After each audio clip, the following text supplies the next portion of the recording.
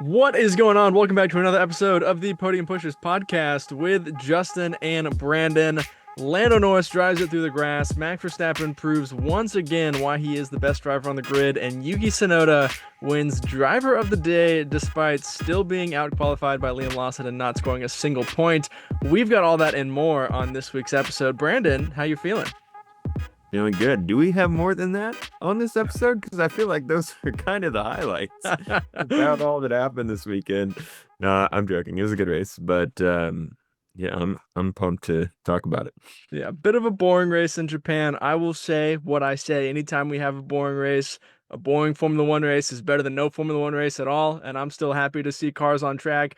But yeah, it was a bit of a sleeper in Japan. Glad I didn't stay up to watch it. Watch that one later on a Sunday.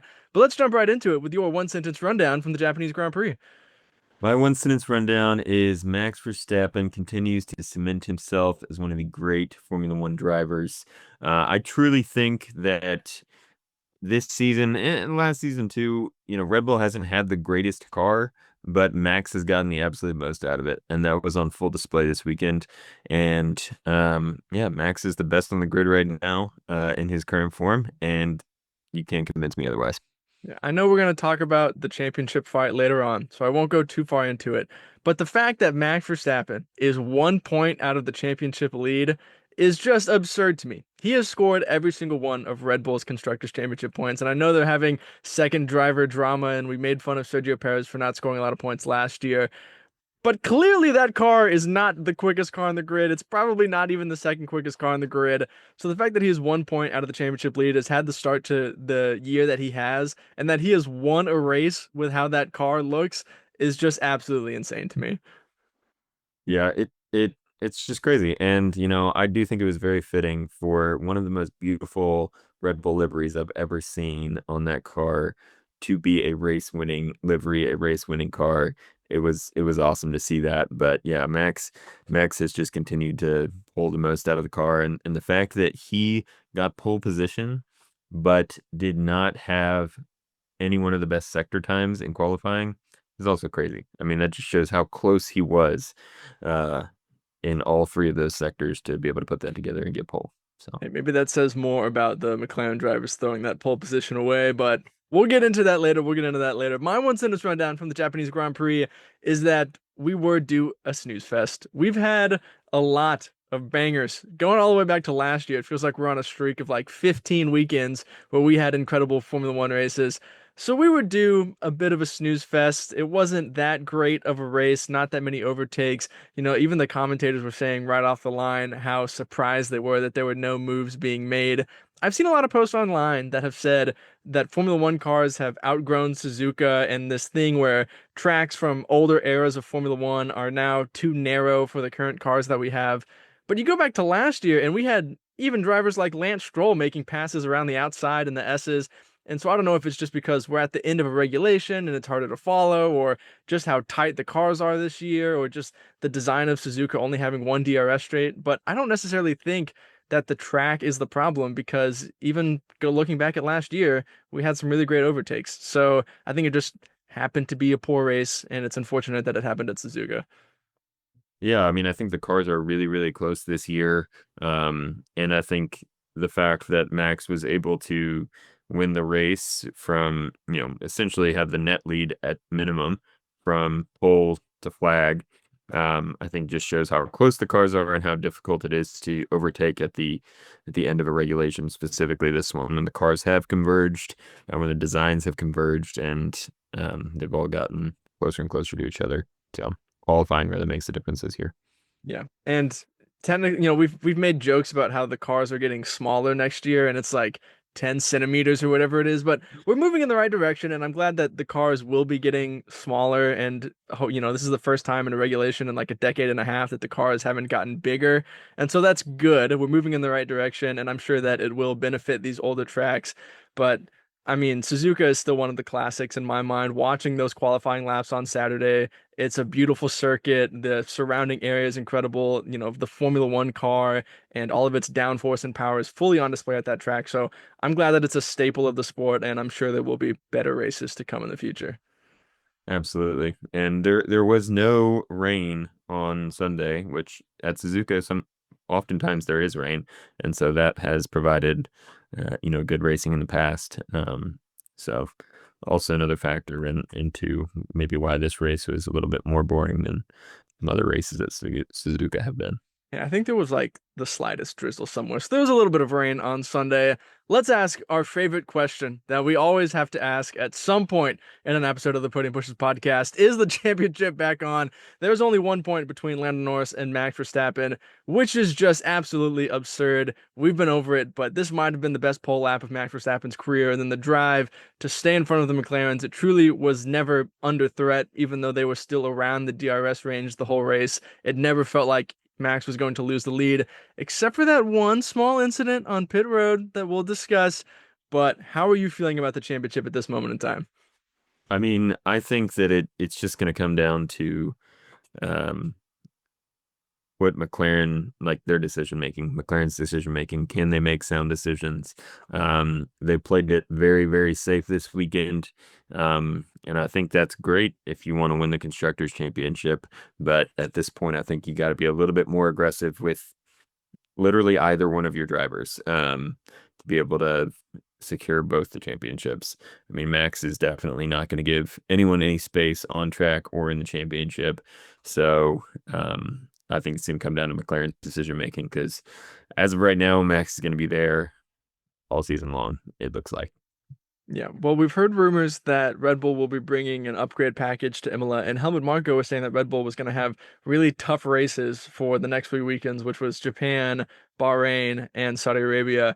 And then they won the first race of that. So if Red Bull doesn't have as bad weekends as they're expecting, and these upgrades come and they work, and it's closer at the front of the field, we're going to be laughing at McLaren so much for how they have bottled these first few races. I mean, you think every single weekend they have made some kind of mistake. You have Oscar Piastri losing points in Australia. You have Lando Norris making his sprint mistake in China. And then you have here them being incredibly conservative with both of their drivers when, if they had split the strategies, they would have at least had a chance to overtake Max Verstappen through strategy.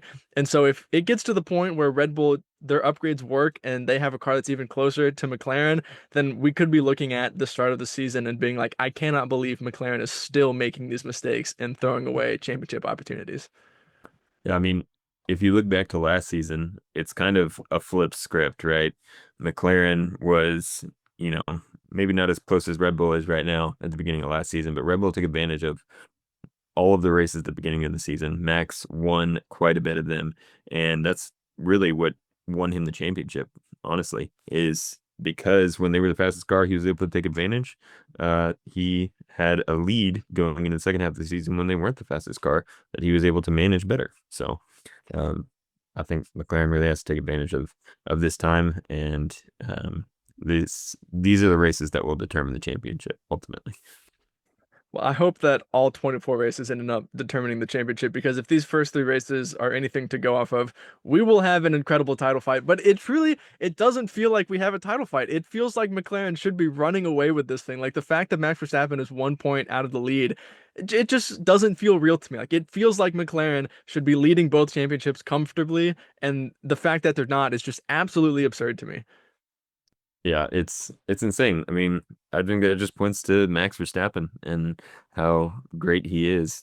I think this drive was truly one of the great feathers in his cap, and it will be something that whenever Max Verstappen decides to step away from the sport, I will look back on, and that will be a key win in his career It's for one of me. those underrated drives for sure. It's not one they're going to be uploading on the F1 YouTube channel 15 years from now as a Formula One classic, but underrated drive for Max Verstappen for sure. Let's talk a little bit more about McLaren and how they potentially threw this race away. I cannot believe how conservative they were with their strategy. They pit Lando on the same lap as Max, pretty much guaranteeing that he was not going to overtake him in the pits. Somehow he almost did, but it pretty much guaranteed that he wouldn't. They did an undercut with Oscar. Oscar was like 3.5 seconds out of the lead, just pitted one lap before, probably wasn't going to gain any ground at all through that. And then at the end, didn't switch Oscar and Lando when they could have. Obviously, Oscar Piastri said he was faster. He didn't pass Lando, so we don't truly know if he was. Perhaps he was holding back a little bit because Lando Norris is his teammate. We'll never truly know with that. But the fact that they didn't even give him a chance to go see, they had 15 laps left. You could have swapped him and then swapped him back at the end. We see that all the time between teammates. If you let one go, he doesn't get him, you let him go back at the end. So just very conservative, very confusing from McLaren. I think they could have done more to attempt to win the race this weekend. Yeah, I absolutely agree. I mean, I think the big one for me is just not switching them at the end. If it looks like Oscar has more pace, and you get verbal confirmation from him that he will agree to switch back if he cannot get Max, then what risk are you running? Uh, Literally none. I mean, it's not like Charles was anywhere near Oscar to threaten, losing a position there. Um, and Lando obviously just could not get close enough to Max to try to make a pass. I mean, it was very hard to overtake. We saw that all throughout the field, but at least give Oscar the chance, in my opinion. Yeah, I mean, Lando Norris couldn't get in Max's DRS at all in that last stint. And you had this crazy radio back and forth where Oscar Piastri goes, I can go faster. Tell Lando to speed up. And his pit wall comes back and is like, this is all Lando's got. This is max pace. At that point, switch them. See what happens. If Oscar Piastri is saying, I can go faster, and we know Formula One drivers they want that chance to be ahead of their teammate. But I'm sure Oscar would have agreed to switch back. There's no point in my mind where I think he wouldn't. We haven't seen that kind of selfish driving from him before. I'm sure he would have switched back. So in that moment, you have 15 laps left in the race. That is practically an eternity. Just make the move, see what happens, switch him back at the end if you need to. Yeah, yeah. It just seems very, very conservative, and they're running away with the constructors championship. So it's not like, oh, we're gonna lose the lead in the constructors if we drop a couple positions, or even if we have one of these cars not finish the race. I mean, they'd still be leading the constructors championship at that point. So it just seems like a very risk averse move when there honestly wasn't that much risk to be taken by I doing that. mean, like you said, Charles and the Mercedes were way down the road behind them. Like there was no chance that even if they had somehow messed up the swap at the end and really had to stamp on the brakes, there's no way they were going to get overtaken. It just seems absolutely absurd to me. And here's the last thing I'll say on this. Both of the drivers have to still be in championship contention at this point. It felt like they were almost protecting Lando Norris as the title challenger by not letting Oscar by when he asked, I know Lando finished higher in the championship last year. I know Lando is currently leading the championship right now. It's the third round of the season. Both your drivers have a pole. Both your drivers have a win. They're both in the championship fight. Like, there's no reason to be protecting Lando Norris like he's the only one who can win the championship when we're this early in the season and both drivers have had pretty much the same amount of success. Yeah, absolutely. Especially when at this particular moment, Oscar looks like he has a better chance at catching Max. So didn't Just make any sense to me, but I don't work for McLaren, so. yeah, absolutely insane stuff from them. Kind of mind-boggling, and that's just the way it goes. Before we start talking about Yuki Tsunoda and what is going on at Red Bull, what did you make of that pit exit thing? Lando Norris mows some grass down. Should Max have gotten a penalty? Was it a little drama and acting from Lando Norris? What'd you make of that? I mean, I don't think Max did anything wrong there. Had he moved over, he would have gotten a penalty for, you know, uh, crossing the solid white line on the pit exit too early. So I think Max was not obliged to give Lando any space. Lando wasn't really ahead at any point. Um, but of course, more than fair to ask for the penalty on the radio because, if the stewards for some reason give it to Max, there you go. But um, yeah, kind of just a racing incident, but I don't think either of the drivers did anything wrong in that situation. Yeah, Max Verstappen could have been nicer to Lando Norris and gotten a little closer to the white line, but Max Verstappen and nice don't necessarily go in the same sentence when you're talking about him on the racetrack. So I'm not surprised. I'm glad he didn't get a penalty. I would have been pretty frustrated if he lost the race win because Lando Norris drove it into the grass. There was never going to be any space there. It's just the way it goes. We've got to talk about it. Yuki Tsunoda, first race as a Red Bull driver at his home Grand Prix. looks fantastic in practice. It has to be said, this is the first time a teammate's been within a tenth of Max Verstappen in any session since like the 18th round of last year, it feels like. And then somehow we get to qualifying and he still gets out qualified by Liam Lawson. Absolutely crazy stuff. We know that he was kind of set up to fail because of the tire strategies, and Red Bull needs to fix that. But absurd that he was still out qualified by Liam Lawson. And then during the race, he only made it up to P12. It was hard to overtake. That probably played a part in it. But the other car just won the race. So Yuki Tsunoda's debut in Red Bull looked great on Friday. Went a bit downhill from there. What do you make of it? I don't think it was a bad weekend from Yuki. I mean, uh, we got to remember that this is a new car for him and one that's probably a lot harder to drive than the car he's coming from. So if you look at it on paper, it's still the highest finish the second driver in Red Bull has made this season. So step in the right direction, a small step still, but a step in the right direction. And I think, I mean, I could just see how happy Yuki was, and if his emotions and everything that he showed on the broadcast was any indication, I think he's really grateful to be a part of Red Bull and grateful to Max for winning that race, which will be, obviously he wanted to win it, but to be a part of a team that has won a race, having never been uh, a part of a team that has gotten a podium or won a race, it's got to be a special moment for Yuki, especially at home. Yeah, especially with the Honda livery, their last race as Red Bull's entrance of prior, you could tell that he did enjoy that. I think he'll have a better race weekend in Bahrain for sure. We've seen him have success at that track before, so I'm not judging Yuki off this one race weekend. I didn't want to judge Liam off of two, but we did. So Yuki at least gets one more before somebody can make an opinion on him, and I think he'll have a much better weekend in Bahrain. More traditional track. It's a track they've already visited this year in a different car, albeit, but I do think he will perform better next weekend. I cannot believe that Isaac Hadjar has more points than Yuki Tsunoda and Liam Lawson, and both of them have driven a Red Bull. That is a hilarious fact to me. That, but great drive from Isaac Hadjar. I got to give it to him. He performed well this weekend. This isn't on a sheet. I'm just going to throw it at you. Do you think if Sergio Perez was still in that car this year, that he would have scored points? Maybe. I don't know. This season has made Sergio look really, really good. Um, but also we don't know. I mean, Sergio had an absolutely terrible run of form last year, the second half of the season. And so I think he probably would have done better than Liam the first two races. I mean, I don't know if he would have scored points. That Red Bull does look a lot more difficult to drive than it did last year, to be honest with you. So maybe, but world will never know. Yeah, we'll never know. All I'm saying is a Sergio Perez classic P8 looks pretty great right now if you're Red Bull, so maybe they're missing that a little bit. I hope we see him in Cadillac. I gotta be honest, he deserves some redemption. Let's talk about our predictions for the Japanese Grand Prix. I was hoping for an incredible week of predictions because I'm down 7-4. You currently have a great lead in our predictions. Unfortunately, it was not the great weekend that I needed. Podium pusher of the weekend, I said George Russell.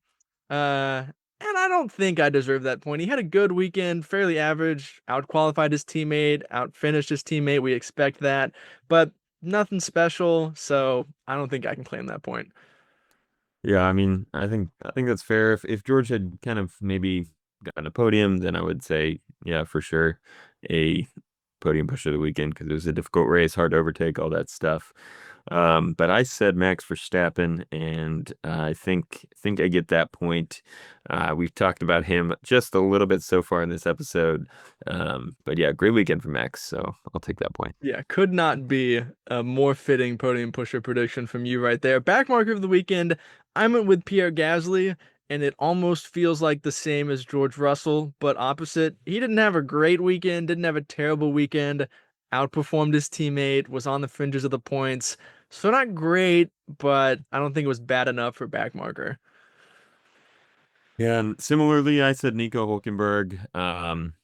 Kind of just another one of those no man's land weekend for a lot of drivers, but also for Nico. So I don't think I also don't think he was bad enough for him to, you know, qualifying back mark of the weekend, unfortunately. So Yeah, Sauber's back in that range where we're going to be doing our podcast and they get brought up and we're like, oh, what happened? 15th and 17th? Yeah, classic. So they're just back in that range right now.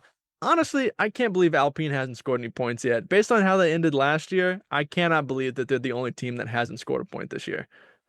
yeah, it's kind of crazy. I mean, they haven't been driving horribly, I think. It's just they've kind of been operating in, I don't know, P14 to P11 range, and then Pierre gets disqualified in China, and I mean, he wasn't going to score any points anyway, but I don't know. Yeah, it's been a tough start to the year for them. Jack Doohan has spun each weekend that he has participated in Formula One so far. So it hasn't been great, but hopefully they turn it around soon. Poll prediction, I went with Oscar Piastri, which was incorrect. And I went with George Russell, which was also incorrect. Yeah, stupid us for not predicting Max Verstappen to get 4 poles in a row. What were we thinking? Podium predictions in third place, I said Lando Norris, which was incorrect. And I said George Russell, which was incorrect. P2, I said Max Verstappen, which was incorrect. You do, I said Lando Norris, which was correct. And in P1, I said Oscar Piastri, 3 for 3, incorrect for Justin. And I also said Oscar Piastri. So 2 for 3 for me. Yeah, I can't believe that not only did I have more faith in Max Verstappen than you did, and predict the exact drivers that would be on the podium. I just got the order wrong, and you somehow still got more points than me on the podium predictions than I did. Absolutely absurd stuff. But my push-in prediction was that Kimi Antonelli would not be outqualified by any midfield drivers. And that didn't happen. He had his best qualifying of the year so far, and potentially his best race of the year so far as well. He was putting down some fast laps there at the end. So I at least get 1 point there for my push and prediction with Kimi Antonelli. Yeah, absolutely. It was a great weekend for Kimi. He became one of the youngest drivers ever to lead a race. The So youngest. He beat Max Verstappen's record. He's now the youngest driver. it's true just by a few days, though, I think, which Yeah, is it's like 7 days pretty or something. Yeah. good. But yeah, it was a great weekend from Kimi. He had the fastest lap at various times during the race. I think he So did finish with the fastest lap. I think he took that record from Max as well. There's this weird couple laps from the end where Max Verstappen like pushes and gets like 400th away from taking. I guarantee he was trying to do that to protect his record. He didn't need to go that fast to protect it from the McLarens. I guarantee it. But we'll have to see about that. yeah. Yeah, but great weekend from Kimi. My push and prediction was that both Mercedes and Racing Bulls would earn double points finishes. That was kind of close to happening. Great weekend from Isaac Hadjar. Great weekend from the Mercedes. Not a great Sunday from Liam Lawson. Didn't qualify horribly. Ended up starting the race in P13. And finished the race in P17. Yep. So not a great weekend from Liam on Sunday. I think that was partially due to the tire strategy, but I don't think his driving necessarily um, helped him out very much on Sunday. Absolute Um, savage. but I don't know. Again, it was difficult to overtake. Liam was, maybe not working with a lot of experience in the Racing Bull this year yet. So a lot of different factors, but got 3 for 4, but no point. He scored as many points as Yuki Tsunoda. And speaking of Yuki Tsunoda, we made these predictions a week in advance. And so when you made that prediction, Yuki was still technically a Racing Bulls driver. I True. guarantee with a pretty fair amount of money that if Yuki was still in that car, that prediction probably would have came true.